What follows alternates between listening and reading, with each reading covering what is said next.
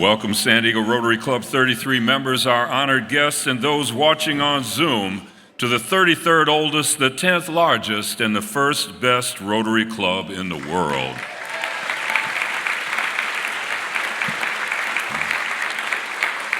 Our chair of the day today is Beatriz Valencia. She's an honorary member of our club from the class of 2008, and she's this year's chair of Camp Enterprise.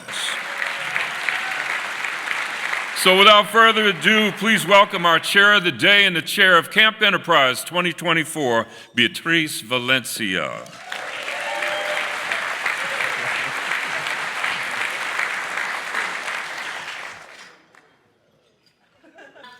I'm really excited to be up here and to be the chair of Camp Enterprise.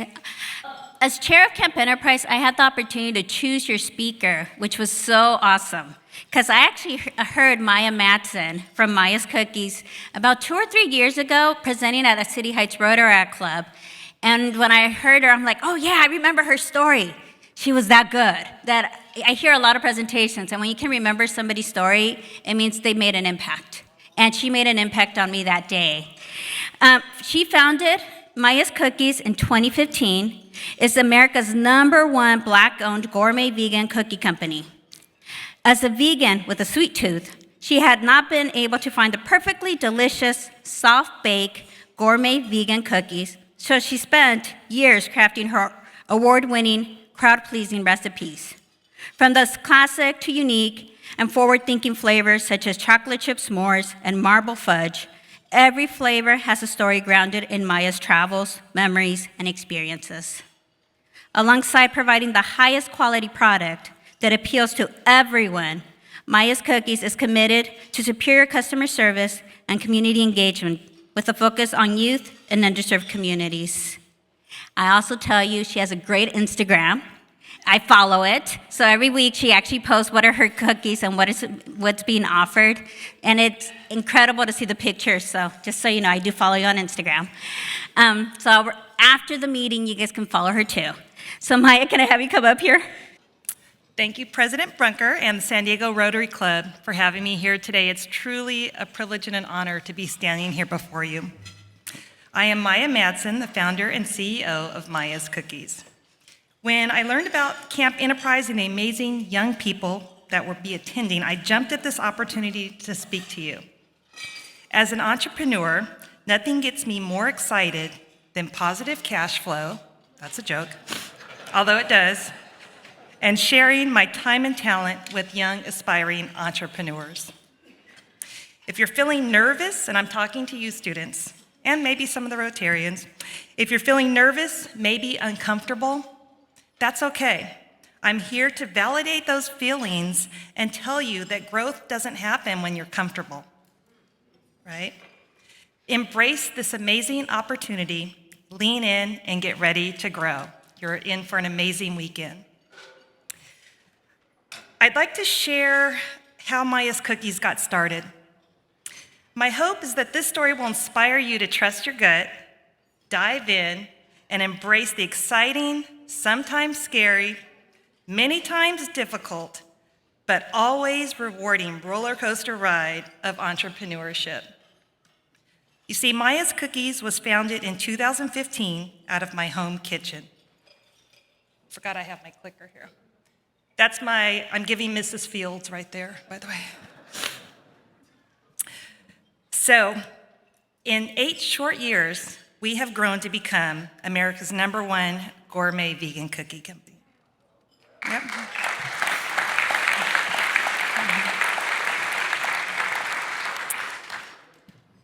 The path from 2015 to today has been filled with wins, losses, highs, lows, joy, and disappointment. I guarantee you will have many of these same experiences and emotions should you choose the amazing career path as an entrepreneur.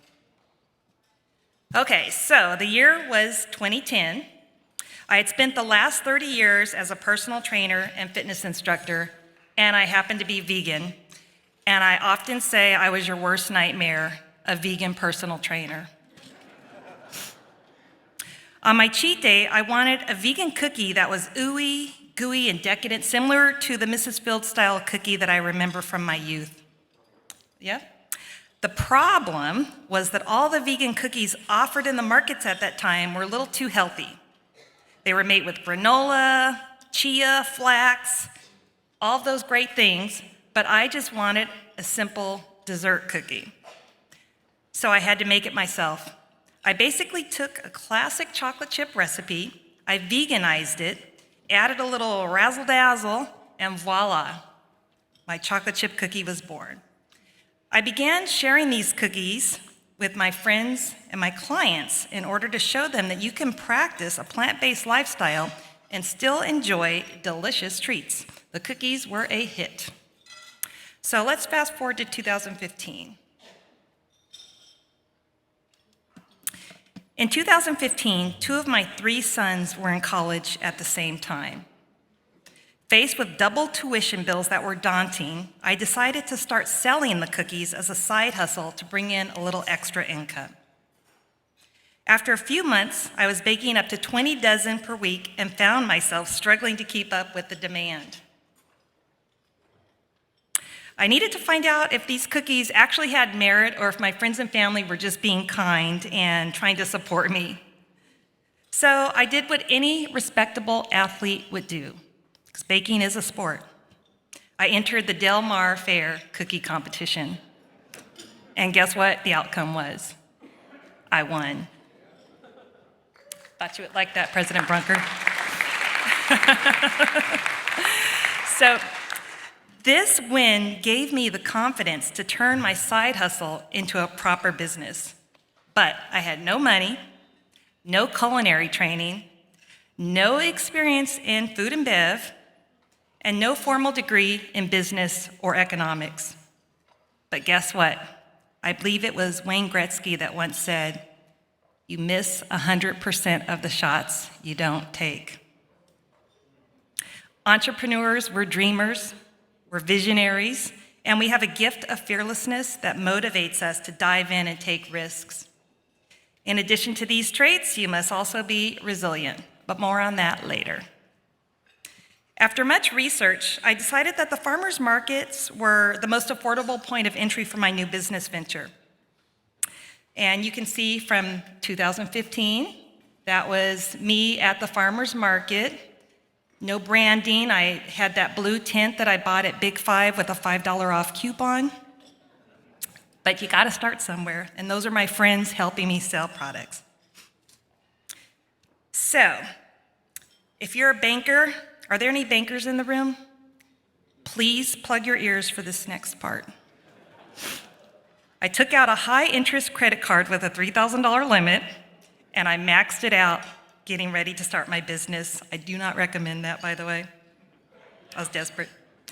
So I maxed it out purchasing permits, that tent with my coupon, tables, a display case, and everything else needed to begin selling at the farmers markets around the county.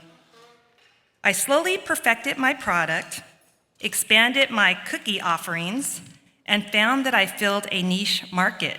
Gourmet vegan cookies. It turns out there were a lot of people out there that were looking for the same thing that I couldn't find. And after 2 years, I created a website and began shipping nationwide. Maya's Cookies was steadily growing year over year. But in 2020, the pandemic hit, and the farmers markets shut down. I was shipping about 20 orders a day, enough to keep my two employees working and keep the lights on. And I was basically making sourdough bread and watching Tiger King like the rest of America, trying to navigate this pandemic. When all of a sudden, my business grew 6x overnight. You see, due to the social unrest going on in America in the summer of 2020, my business ended up on a list of Black-owned businesses to support, and that list was floating around the interwebs. Actually, Kerry Washington, the actress, tweeted a list of her favorite Black-owned businesses, which included mayascookies.com. And Maya's Cookies went viral. I woke up on June 4th to 10,000 orders in my queue, and they didn't stop for weeks. I had to figure out how to take this amazing opportunity, right, and fulfill those orders. Over the course of the next 3 days, I got to business. I secured an army of staff. I secured an additional warehouse space because I had hundreds of pallets being trucked in with supplies, from baking ingredients to paper products. And I managed to lead a team and manage hundreds of emails every day. When you have 10,000 orders, you're going to get about 10% of those in emails every day saying, I put the wrong address, or can I change the note? So I had to manage all of that. And let me tell you what had to happen. I worked 7 days a week from 4 a.m. to 9 p.m. from June 4th, 2020 to September 8th, 2020. And that was when we fulfilled the last of those viral orders. And it almost broke me. But it didn't. It almost broke me. I persevered, and we did it. That viral boost gave me the funding to hire a team, purchase equipment, refine the Maya's Cookies logo and brand that you all have seen today, and most importantly, open many doors, which have led me to this podium today. For the first 2 years, I was the baker, I was the sales team, the customer service rep, the bookkeeper, and the marketing and social media intern. I made many mistakes along the way, and fun fact, I still make many mistakes along the way. But don't be afraid to make mistakes. I'm talking to you, campers. Don't be afraid.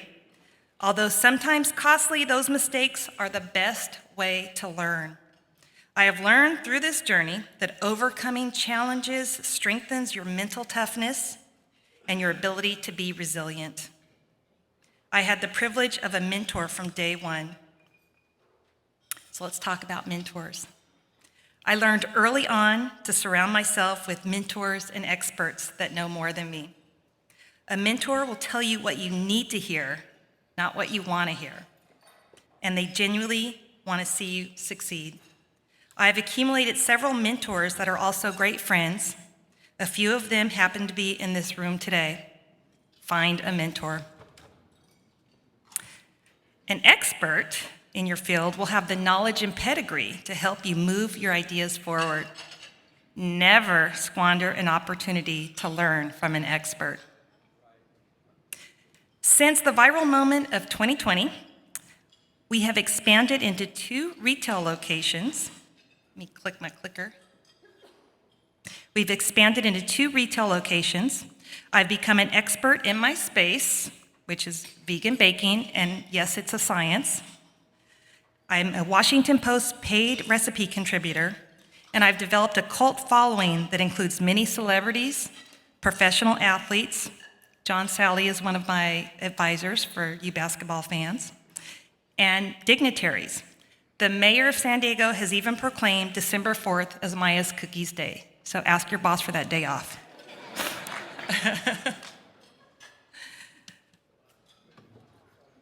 So I'm standing here today as proof that if you have an idea, a little creativity, a lot of grit, and an unlimited supply of perseverance, you can succeed. As you can see from this slide, I was steadily growing year over year, 2015 to 2019, and then look at that jump in 2020. But I'm proud to say we've maintained those sales year over year, and with the help and support of my community, we continue to grow. Thank you. Thank you. Campers, don't be afraid to fail and always learn from your mistakes. Be honest, be kind, give back to your community, and please take care of yourself, practice self-care. I'd like to share with you 2 of my favorite quotes. The first one I think I made up, but someone else may have said it before me, and that is, you can do hard things. Now, the next quote is something I found, and it really speaks to me, and it's, If you say you can, you will. If you say you can't, you won't. Thank you.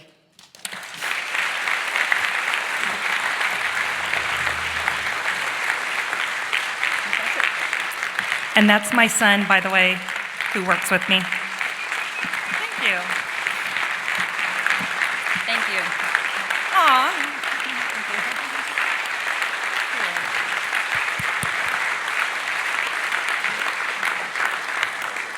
Thank you so much. And I'm happy I wanted to reserve some time to answer questions. Campers, please don't be shy. Remember what I said, I'm an expert in my field. And I also said, don't squander an opportunity to learn from an expert. So please, if you have any questions, ask away. I'm an open book.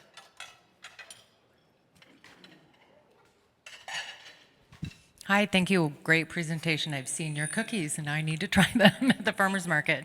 Did you have any issues with getting the supplies that you needed during the pandemic like the rest of us did? And how did that affect your... Yes. During that time when we went viral, we had supply chain issues. I didn't even know what the term supply chain meant until 2019. And yes, we did have supply chain issues. You have to remember we're a vegan brand, and a lot of the premium ingredients that we use, you can't just purchase from the grocery store. They have to be shipped in from our different sources. So we absolutely had supply chain issues. There was one point where you couldn't find the vegan butter in San Diego that we use because my team and I went around to every store that carries it and purchased it. So if you were trying to find Earthbound's vegan butter in June of 2020, my apologies. But we had it all. So yes, it was a challenge. We had to critically think and problem solve. So thank you for asking. Thank you for your presentation. A lot of entrepreneurs in the crowd, so we appreciate your journey. Could you, with regard to what the students are going up to camp to learn, could you speak to the importance of asking questions? Because many people are shy, and an unanswered question is one you don't have the answer to. Yes, it's very important that you ask questions if you don't know something. And I ask questions to this day when I don't know something, and I humble myself, and you have to get over that feeling of if I ask this question, I may look like I don't know what I'm talking about. This is not the space for that. These are people that want to help you grow and learn, and you don't know what you don't know. So every question is a great question. Please do not be shy. Thank you. Well, thank you. You're a very successful woman, and you should be congratulated, really, for what you've been able to accomplish. Thank you. I, too, am an entrepreneur, have been for, I'm not going to tell you how long, but my question is, and maybe you should indicate something to these young people about the relationship that a business entrepreneur, a person who's starting out should have in terms of the political makeup of a community that they're trying to do business in, and how to maybe manipulate some conversation and some sort of a knowledge of what that community, what the statutes are, what the different rules that you have to abide by. Yes, thank you for asking. So that question sounds multi-layered, so I'm going to try attack. I heard several different issues. So number one, we are a mission-driven company. We are a Black-owned business, and we lead with that because that's my identity. That's me. I'm Maya's Cookies. We are very community engaged, and it's important because the community is what has lifted me to where I am today. I still am in touch with my very first customer from my very first farmer's market in 2015, Scott.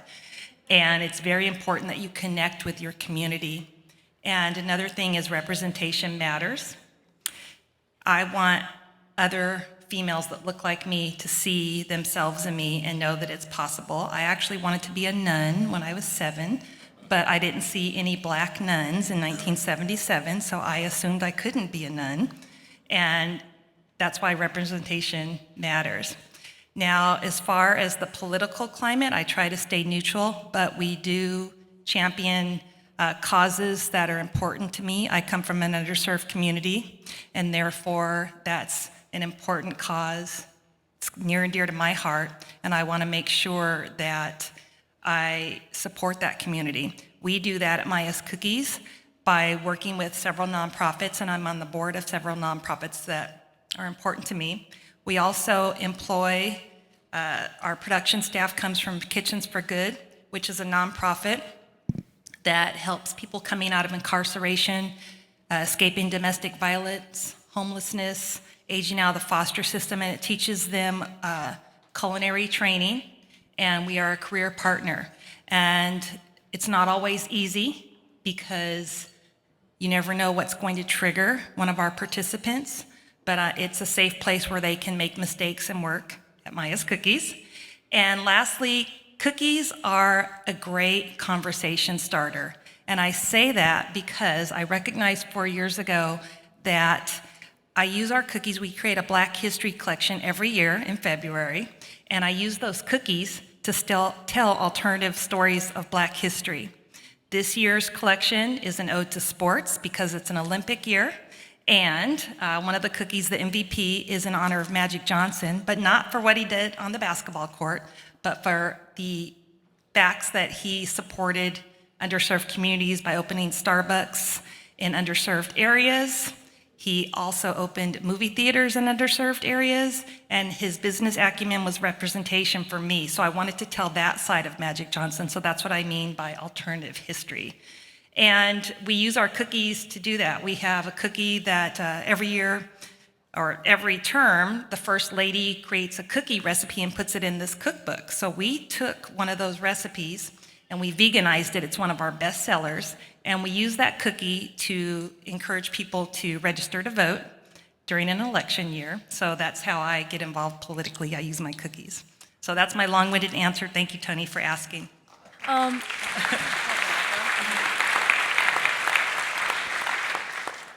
My question was, what helped you stay motivated when you were transferring between your home to the markets and the markets to online, and how did you keep that from not burning out?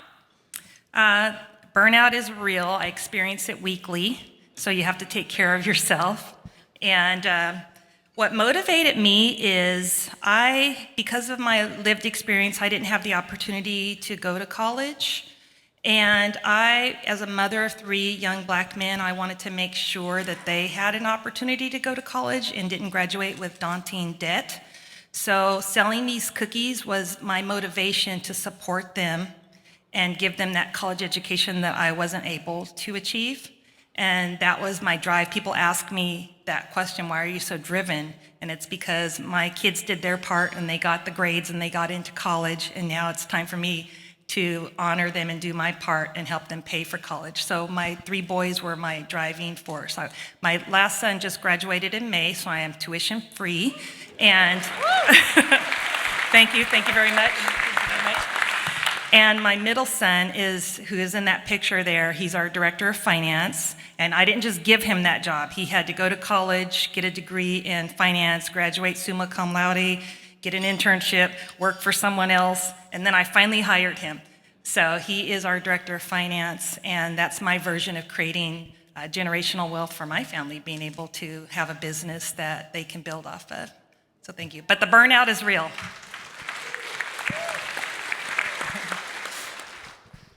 Hi, so I'm an entrepreneur myself, and I wanted to ask you, how do you manage your time? Because a big thing with me, like with me being in school and sports, I wanted to know how to manage my time better so I have enough time to put into my business. Just do it, right? I love quotes. It is difficult. I'd use Google Calendar. If it's not in Google Calendar, it ain't gonna happen.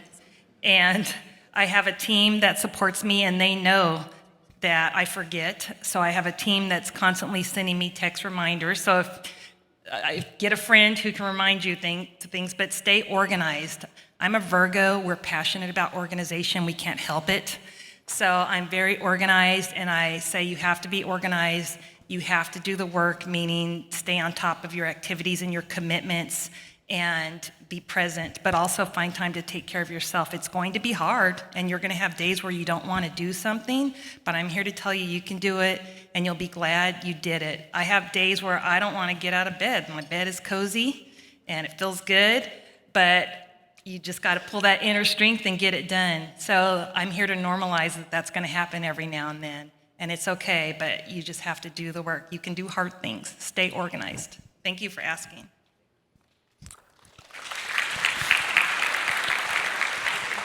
Right here.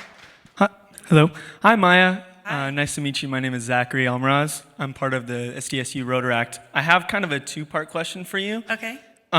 With the growing interest in sustainable practices, how are you incorporating sustainable practices into your business currently? Thank you for asking. Well, we're a vegan business, so that's part of it right there. We're all about the environment, meaning plant-based. And it's important to me as I scale up that I incorporate more sustainable practices. Right now, we're not at a place where we can afford recyclable packaging yet, but that's in our plan. So, we use products that are plant-based, number one, for the environment. No animal products whatsoever.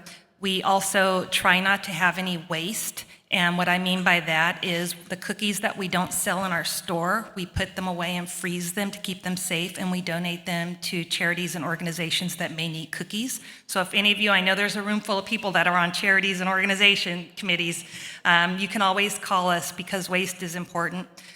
So we do a lot of donation, but my main goal is to improve our packaging so it's zero waste, as close to zero waste as possible with our packaging, meaning it's recyclable. So thank you. Awesome. Thank you so much. And then the second one was, how are you currently lowering your fixed costs, such as like ingredients, in order to create a greater profit margin for your company? That's an excellent question. Yeah. And it's difficult. We're meeting weekly to help overcome that. So right now, the economic landscape for businesses is challenging because our costs overall are going up from everything that we use has gone up, and we're trying to sell a $4 item, right? So if our costs continue to rise and I want to continue to support and have jobs for the community members and people coming from Kitchens for Good, I have to be smart and I have to raise our prices, otherwise there will be no Maya's cookies, and then customers will get really mad. But we meet weekly to go over that. I have a team member who their sole job is to manage our cost of goods and try to source same premium quality products and goods at a lower price, and it's literally his full-time job as our production manager. So it's an ongoing issue, and there are months where we're not profitable because the costs are going up, and I'm here to be honest and let you know that that's what it's like as an entrepreneur. And it's a problem, and I'm trying. Sometimes it's a real big problem, but it's something that you have to be on top of and aware of and not turn a blind eye to those things, or else you'll go out of business. Yeah, that's awesome. Yeah, it's always an ongoing problem, but thank you so much.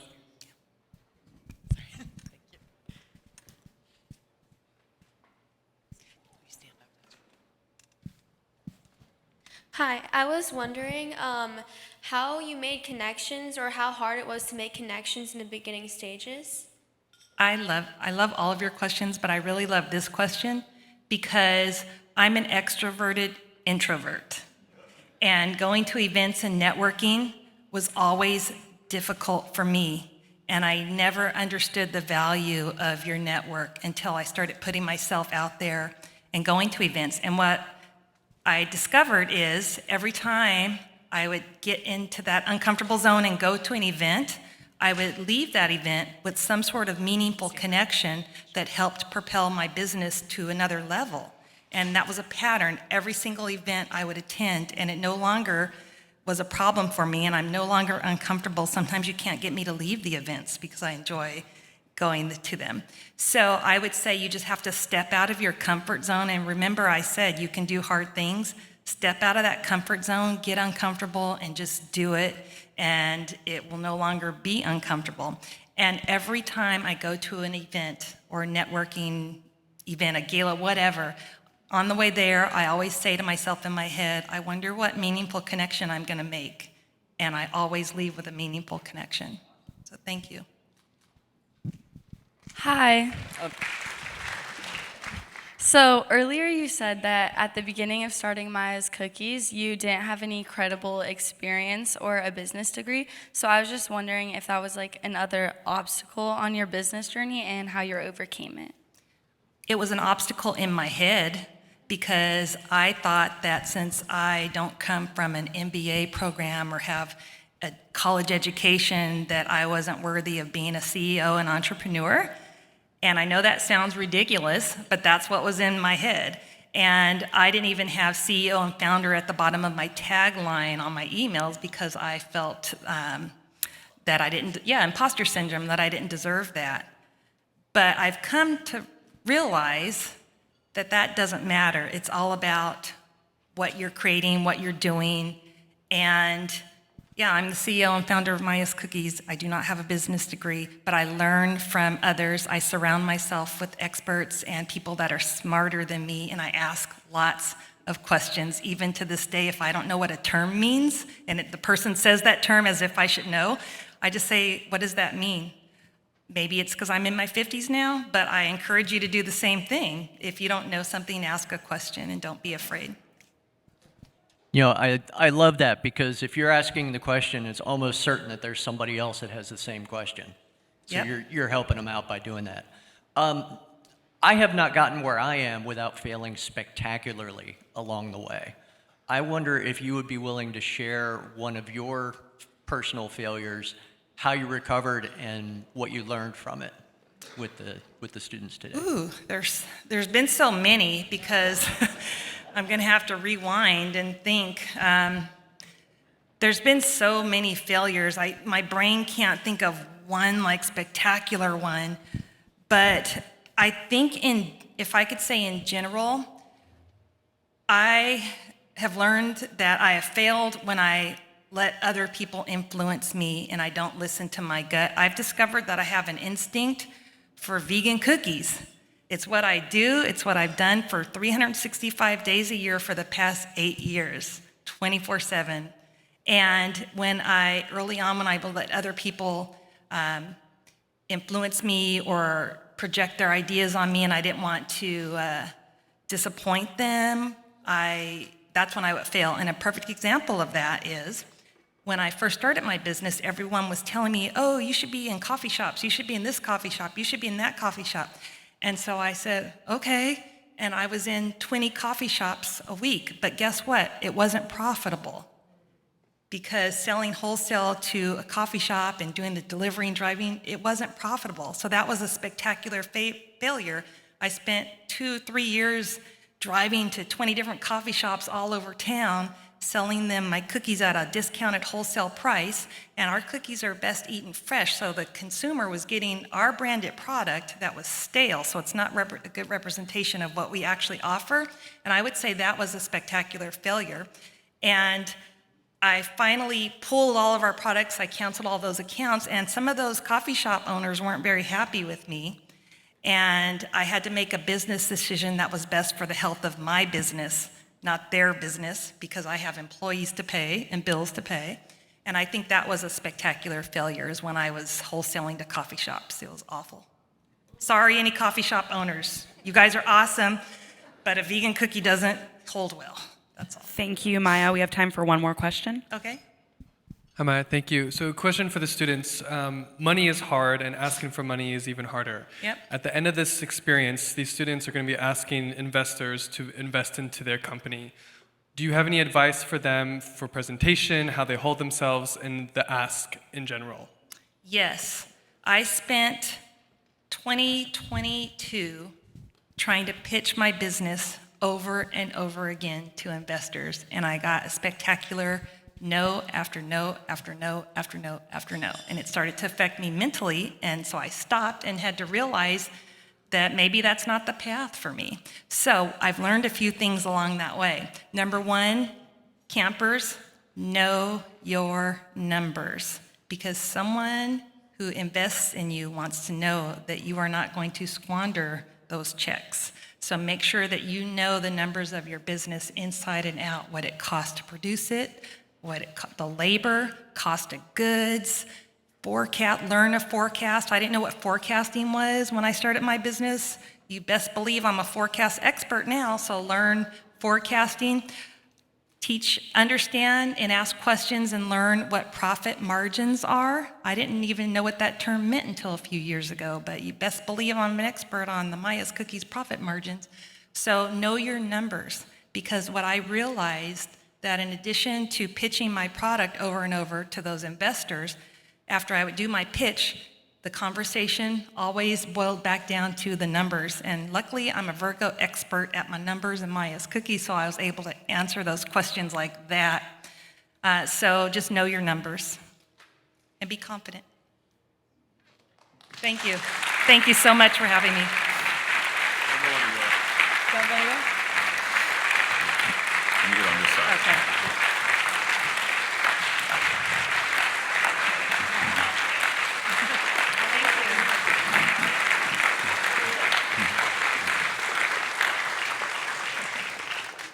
I think everybody would probably agree, especially Rotarians, this has got to be one of the most outstanding presentations we've ever heard from this podium. What do you think? Rotarians, if you consider yourself an entrepreneur, just put your hand up. You know, if you started a business at some time in your life, put your hand up. And how many of you wish you had those lessons that she just espoused today? Yeah, all of us, right? And you definitely know imposter, that's for sure. And I'll say this too, who would want to invest in Maya's Cookies today? Yeah, so you might have picked up some investors in here today as well. But students, everything, all these questions we heard from you and from the Rotarians are what you're going to be judged on Saturday. The numbers, you know, where are you going with your product? What's the profit margin? And you're going to learn those lessons over the next 2 days here at Camp Enterprise. So Gordon McAnally's Rotary International presidential theme is to create hope in the world. And you today have done exactly that for everybody here affiliated with Rotary. These students right now, students, how'd you like the presentation? Yes. I mean, very interested, I could see this. And so may this coin serve as a reminder of the hope that you presented for us today and for these young folks that are about to go through the same exercise in the next 3 days. That's what they're about to do, is build their own business together collectively as a team. Thank you so much for this. And then also my hope is that we can reimagine how Rotary can develop young leaders. And that's what all of you are right now. That's what Camp Enterprise is right now. If all of us had the same opportunity when we were high school juniors to go to a Camp Enterprise, could you imagine what you would have had if you had to get a chance to go to Camp Enterprise as a junior in high school? So on behalf of my presidential year, the high school of your choice or high schools of your choice are going to be able to receive the Blanchard Student Self-Leadership Program at no charge. It's free. And so everybody here in Rotary, you can do the same. And Camp Enterprise students, you're going to learn about it too, because as high school juniors, the next cohort worldwide begins in July, and you'll have a chance to enroll in this course over the summer. It's a 4-week program. You'll get to go through it as well for free. We want to thank you, Maya, for all that you've done. Appreciate your presentation. Thank you so much. Fantastic presentation. Right on. So Maya, thank you for your life of doing good service before self on display today at San Diego Rotary and Rotarians. I want to let you know she's in the portal to become a member of our club too. So that's right. So we're looking forward to that too.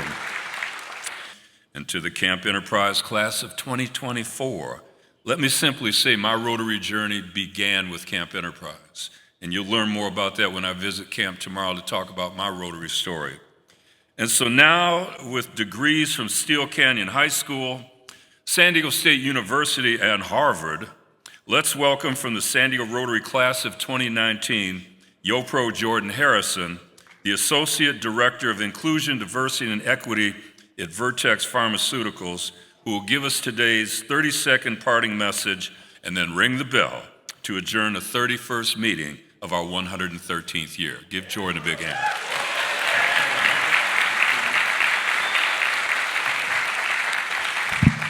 So a few years ago, I led a high school workshop in Boston with some high school students, and they were saying, you know, I want to make my parents proud. I want to make my parents proud. And one student came up afterwards and said, actually, we will be someone's ancestor, act accordingly.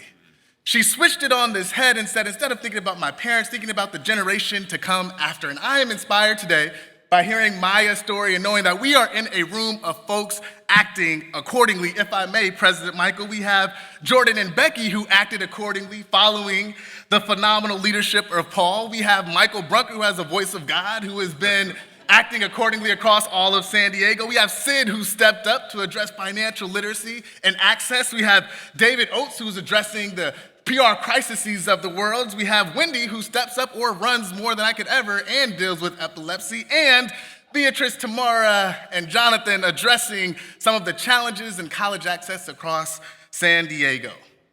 What this leaves me with is thinking about we exist in the world that we can imagine. And before then, I want to do one last thing. If you are a Rotarian who would help a high school student with any question, can you raise your hand?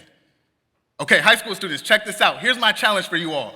Before today or this weekend, follow up with someone and ask them a question and learn something about who they are. You see, the victory is in failing fast and following up. So young folks, this weekend, may you all create the world that we need to live in with more love, with more hope, with service, and of course, with profit. Have a good night, everyone. Thank you.